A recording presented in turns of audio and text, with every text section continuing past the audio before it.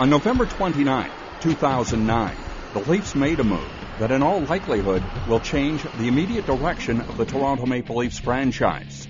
Toronto hired Brian Burke as their next GM, and in addition to letting everyone know what he expected, Burke showed how truly honored he was to have received this chance. I said this before. You're talking about the Vatican if you're a Catholic. You're talking about the center of the hockey universe. You're talking about one of the most important jobs in hockey on the planet, running the Toronto Maple Leafs. It's a dream job, and I couldn't be more excited to be here today. I couldn't be more excited about the job that lies ahead. This is one of the crown jewels in the National Hockey League.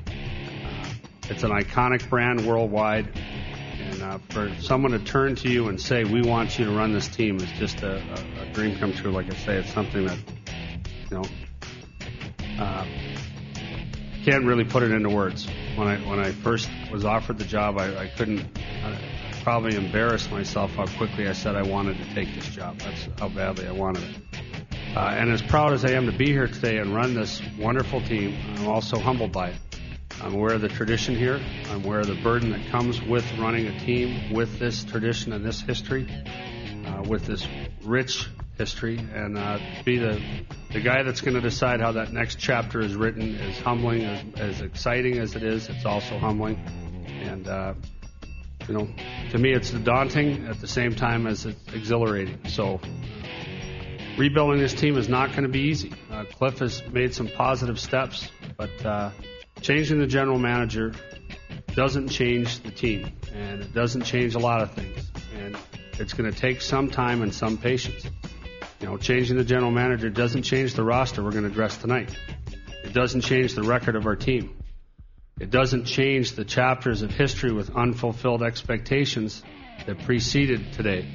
What it does represent, though, is a turning of the page. For me, we're turning the page, and now we get to start to write on blank pages and make changes and get this team to where it needs to be, and the vision that ownership has for it and that I have for it. What do you see perhaps happening in the first year? Where do you want to see this team in 6 years? Well, my teams play with a little bit more snarl maybe than this team does, and I like teams that either have the puck or are an aggressive and determined pursuit of the puck. I like physical play. I like teams that initiate physical challenges and don't just respond to them. So we're going to have to look at that change. And I think, especially if you're bringing along a player like Luke Schenn, he's had to answer a couple challenges that I don't think he should have to answer. I think we should have someone else do that. And, we require as a team proper levels of pugnacity, testosterone, truculence, and belligerence. That's how our teams play. Typically, when you take over a team, there's some issues. It's not the coach you hired, so that's the first question is. I think you all know with Ron Wilson how far I go back, how much respect I have for him, as well as our personal friendship. I couldn't be happier to take over a team that has Ron and his assistants, by the way, in place. And if I had a chance to hire a coach today, I'd hire Ron Wilson. Jennifer and I are just absolutely thrilled and ecstatic to be here. We come here with great pride and great humility. We want to thank the Leafs and Leafs Nation for giving us this opportunity, and I can't wait to get to work. Thank you.